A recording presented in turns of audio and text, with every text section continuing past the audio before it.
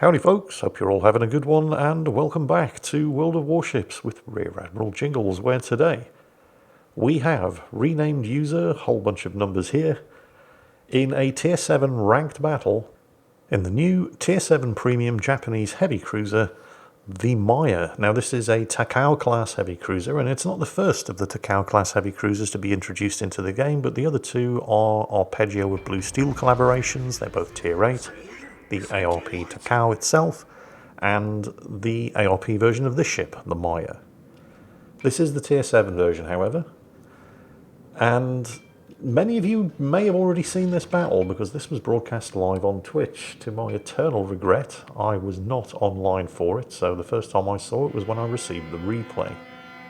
Renamed user in a bit of a rush to try to get to the position he wants to be at the start of this battle. He's taken a bit of a risk cutting across the bows of the Atlanta here, but he did signal to him that he was coming, and he did ask him to let him pass, and the Atlanta did exactly that. So he stops to thank him. Well, he doesn't stop, but he does thank him, which is nice to see. He's trying to cut across the map through that southern cap circle in order to get to the islands over on the eastern side of the map, which is where he wants to be. Now, the Maya is unusual because, let's face it, every time Wargaming introduces a new ship that isn't part of a tech tree line, there always has to be some kind of gimmick. And the Maya's gimmick is in its consumables. I mean, it's not a bad ship by itself. It's on with 8 203mm or 8-inch guns. They are pretty accurate, although they do have a fairly slow reload. It has 2 torpedo launchers on each side of the ship, although the torpedo fire angles are actually not bad. They're not the typical 10-kilometer range Japanese cruiser launch torpedoes that you'd expect at this kind of level, similar to the ones that they have on the Myoko, for example, also at Tier 7. These ones only have a range of 8 kilometers, but 8 kilometers is still pretty good, and she can put 8 of these torpedoes off either side of the ship at once. Where the ship is unusual, and where the gimmicks start to come into play, is in its choice of consumables. So right after the damage control, it can choose between either defensive anti-aircraft fire or hydroacoustic search. So obviously, renamed user is capable of thinking and breathing at the same time. He's gone with a hydroacoustic search. It also gets a heal and a main battery reload booster. And that's the real gimmick of this ship, that main battery reload booster, which he is using right now to overcome the limitation of the slow reload of these 8-inch guns while giving the enemy destroyer over there some problems. Actually, that Fushin is having all kinds of problems, and they're mostly of his own making. First, he was going too fast to actually stay hidden inside his own smokescreen, and then when he managed to slow down, he's starting to reverse here, but the Atlanta B has just lit him up with his radar. Of course, the Atlanta's radar doesn't last particularly long, so you need to take advantage of it while it's up. And he doesn't really, I mean, his engine's knocked out. I don't know whether or not he has the last stand skill. He tried to go forwards, he tried to go back, he's trying to go forwards again. It's not going to work while you're radared, mate. And unfortunately, you're now dead. So there's kill number 1. And I'm assuming that renamed user is running Yamamoto Isoroku as his captain, because with the first blood award, he just gained an extra charge on all of his consumables. So that's nice.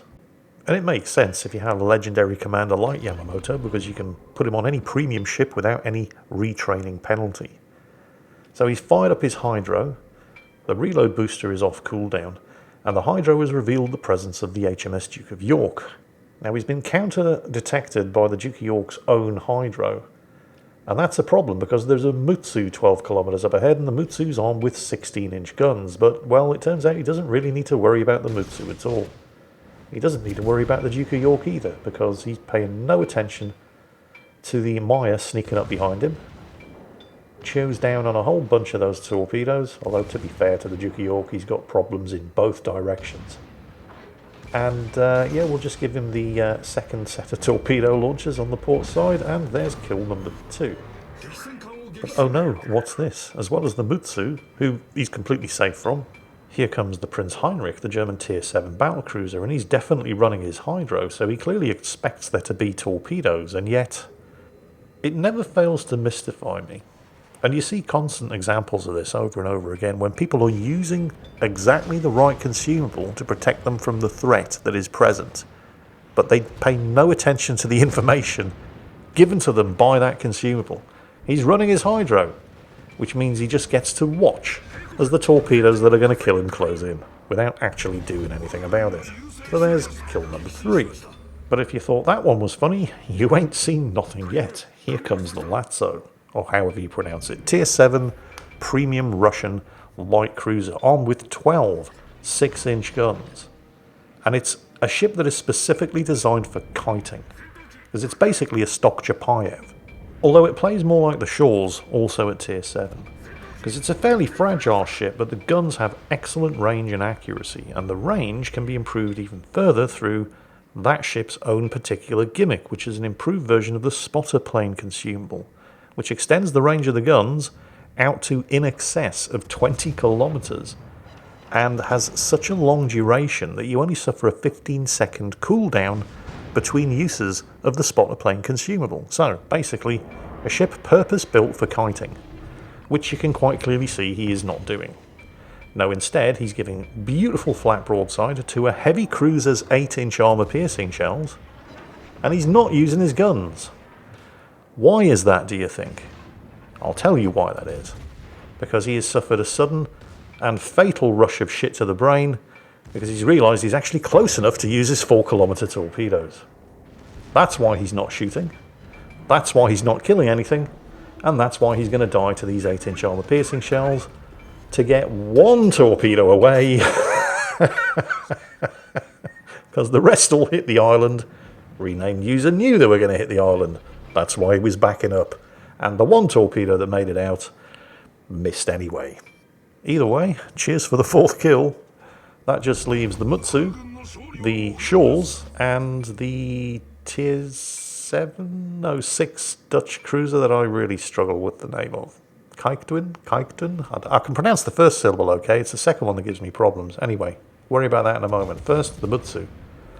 Although it's at about this point where Renamed User is starting to realise that he doesn't need to worry about the Mutsu because he's actually AFK. So, having established that, switching targets to the Shores, who, like the Lazzo before him, it has to be said, very generously, turns to give nice big flat broadside in order to eat maximum damage from these 8-inch armor-piercing shells.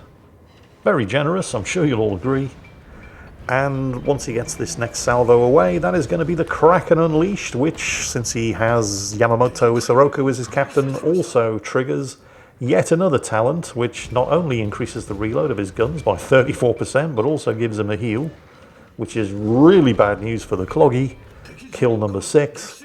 And that just leaves the Mutsu, who, as we've already established, is 100% more interested in doing anything other than playing the game that he clicked on the battle button for. So, well, the torpedoes are ready. Why the hell not? Although it's a race to see whether or not his teammates can claim the kill before the torpedoes get there, but he does have the guns trained on target, ready to snatch that kill if he needs to. But the torpedoes do finish the job, and there's kill number 7. He sank 100% of the enemy team, and it only took him 8 minutes to do it. Although, if I'm being completely fair here, you know, credit where credit's due and all that, it does have to be said, the enemy team definitely helped. And I suppose now is the time for the big reveal. Although he's so popular on Twitch, most of you have probably already figured it out that this is, in fact, none other than Flamu, everybody's favourite Finnish goblin. I kept this to the end, obviously, for a very good reason. I realise that Flamu does tend to polarise the audience. You either love him or you hate him. Personally, I think he's hilarious. But if I'd said this is Flamu right at the beginning, all of the Flamu haters wouldn't have bothered watching, and he would have missed an absolutely hilarious battle. And anybody who knows him would have already known that this was him because they'd have seen it on Twitch. So, yeah.